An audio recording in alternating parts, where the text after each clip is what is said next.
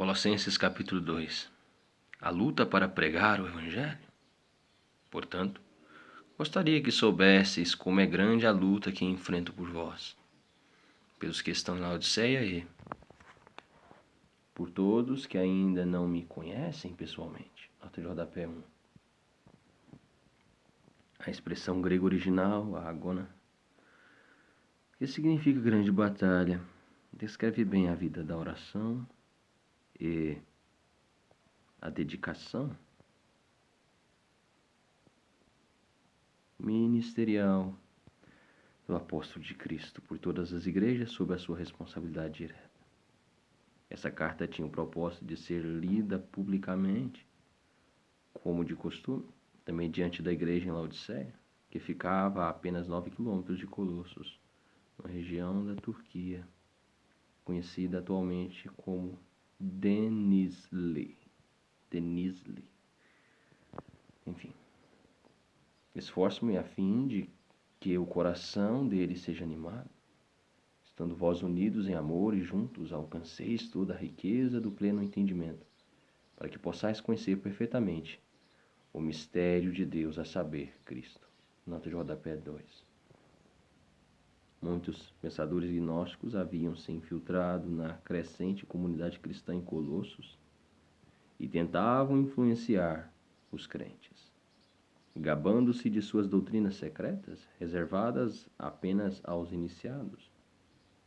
Paulo os confronta com a verdade bíblica e assevera que toda a verdade está em Cristo e, portanto, perfeitamente acessível a todos. Colossenses 1, 28. Nele estão ocultos todos os tesouros da sabedoria e do conhecimento. Todos os tesouros da sabedoria e do conhecimento. Falo dessa forma para que ninguém vos engane com argumentos interessantes, porém falsos. Porquanto, apesar de estar fisicamente distante de vós, estou convosco em espírito e me sinto feliz ao verificar que estáis vivendo em plena ordem. Como está firme a vossa fé em Cristo. Cristãos livres do legalismo, sendo assim, da mesma forma como recebestes a Cristo Jesus, o Senhor, também andai nele. Alicerçados e edificados nele, transbordando em gratidão. Tende muito cuidado para que ninguém vos escravize a vãs e enganosas filosofias, que se baseiam nas tradições humanas e na falsa religiosidade deste mundo e não em Cristo. Nota de rodapé 3.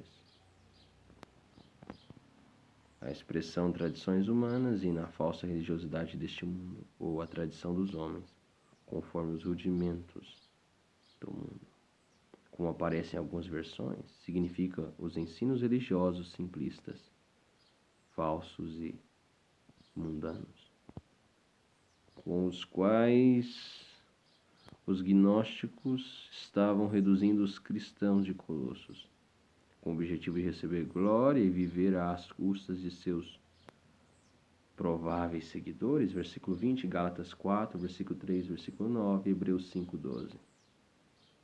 Paulo se insurge contra a heresia que já campeava entre os colossenses. Esta heresia afirmava que uma pessoa, para ser salva, precisava combinar a fé em Cristo em certos conhecimentos ocultos e com a série de regras da tradição judaica, com a circuncisão, restrição e ingestão de certos alimentos e bebidas, bem como a observância de rituais, celebrações religiosas e dias especiais.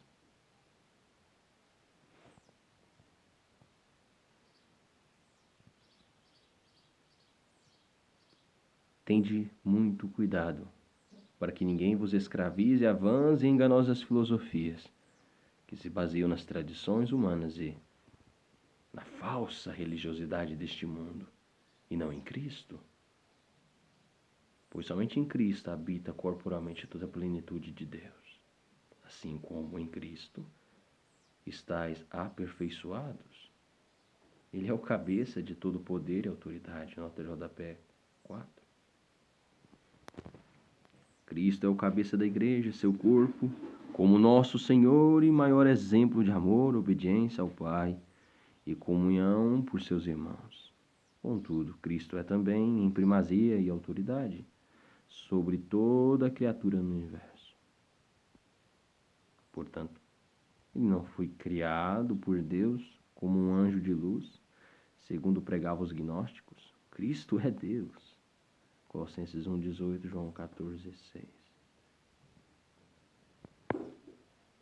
Nele também fostes circuncidados, não por intermédio de mãos humanas, mas com a circuncisão feita por Cristo, que é o despojar da carne pecaminosa. Isso aconteceu quando fostes sepultados com ele no batismo, e com ele foram ressuscitados mediante a fé no poder de Deus que o ressuscitou dentre os mortos. Nota de rodapé 5. Na circuncisão da lei, o corte da pele que cobre a glande do pênis era uma marca que simbolizava a propriedade exclusiva de Deus e a separação do seu povo Israel do sistema pagão de valores mundo. A perfeição, versículo 10, 1 Pedro 2,9, outorgada pela circuncisão espiritual que Cristo experimentou e nos concede, vem por meio da sua morte e ressurreição. Deuteronômio, capítulo 10, versículo 16, Deuteronômio 36, Jeremias 4. E a vós outros que estáveis mortos pelas vossas transgressões e pela circuncisão da vossa carne, vos deu vida juntamente com ele, perdoando todos os nossos pecados. E cancelou a escrita de dívida, que consistia em ordenanças e que nos era contrária. Ele a removeu completamente, pregando-a na cruz. Nota de rodapé 6. A escrita de dívida é o contrário de obrigação de guardar os mandamentos de Deus, juntamente com a estipulação da devida penalidade de morte contra aqueles que desonrassem o cumprimento deste acordo de paz e felicidade perene. Gênesis 3, 13. E despojando as autoridades e poderes malignos, fez deles um espetáculo público, triunfando sobre todos eles na cruz. Nota de rodapé 7. Paulo assevera que o cristão sincero é completo, perfeito em Cristo, e não deficiente ou incompleto, como alegam os gnósticos. O próprio Deus se fez ser humano em Cristo, em Jesus Cristo. Humilhou-se até a morte, e morte de cruz. Filipenses 2, despojando-se do corpo, triunfou sobre todas as forças do universo e conquistou toda a primazia e glória do Pai, tornando-se o caminho, João 14, o exemplo para todo cristão. Colossenses capítulo 2, do versículo 10 até o versículo 15, Mateus 12, 29, Lucas 10, 18, Romanos 16, 20, 2 Coríntios 2, 14.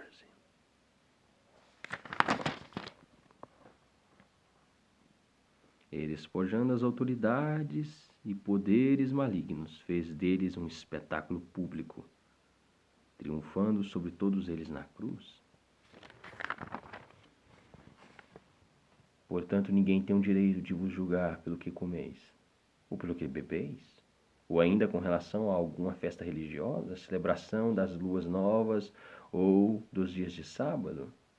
Esses rituais são apenas sombra do que haveria de vir. A realidade, todavia, encontra-se em Cristo. Nota de rodapé 8.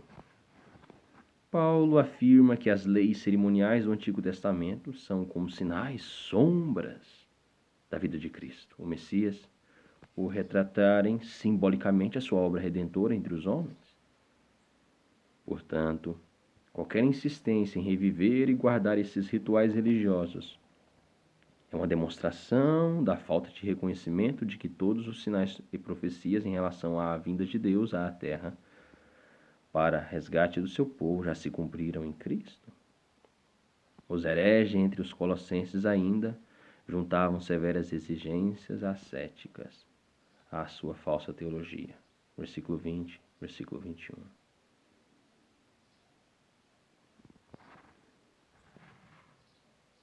Esses rituais são apenas sombra do que haveria de vir, a realidade todavia encontra-se em Cristo. Não aceiteis que alguém seja árbitro contra vós, fingindo humildade ou culto a anjos, fundamentando-se em visões, ostentando a inútil arrogância do seu conhecimento carnal. Trata-se, pois, de uma pessoa que não está unida à cabeça, a partir da qual todo o corpo, sustentado e unido por seus ligamentos e juntas, efetua o crescimento concedido por Deus. Nota JP 9. A liberdade do cristão é regulada por sua relação direta com Cristo, por meio do Espírito Santo de Deus como cabeça controladora em relação ao corpo, que é a igreja, como um membro que é um organismo vivo e que deve funcionar em harmonia e cooperação. Quando qualquer membro do corpo não se submete espontaneamente à cabeça, Cristo permite que heresias e pecados afetem a saúde espiritual de toda a fraternidade e igreja. Só Cristo nos livra do pecado? Considerando que morrestes com Cristo para as tradições humanas e a falsa religiosidade deste mundo, por que vos sujeitais ainda a tais ordenanças como se pertenceis a este sistema de valores? Não mais obedeçais a regras como estas. Não toques, não proves, não manuseeis. Todas essas regras estão destinadas a desaparecer pelo uso, pois se baseiam em ordenanças e ensinos meramente humanos. Nota JP 10. A morte do cristão com Cristo, para os valores do sistema mundial, destrói qualquer vínculo do pecado, Romanos 6, e, ao mesmo tempo, quebra todo possível laço de veneração ao serviço às potestades, autoridades angelicais cultuadas pelos gnósticos, vencidos plenamente por Cristo. Paulo faz uso de uma verdade veterotestamentária como registrada na Septuaginta, tradução grega do Antigo Testamento, Isaías 29:13, para relembrar aos colossenses e a todos os cristãos que Deus não faz questão de honras cerimoniais religiosas, mas de corações que o adorem com sinceridade.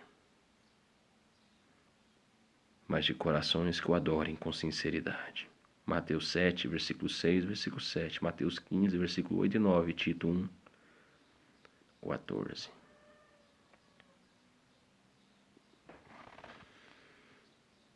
Esses regulamentos têm, de fato, aparência de sabedoria, com sua pretensa religiosidade, falsa humildade e rígida disciplina para com o corpo, mas não têm valor algum para refrear as paixões da carne.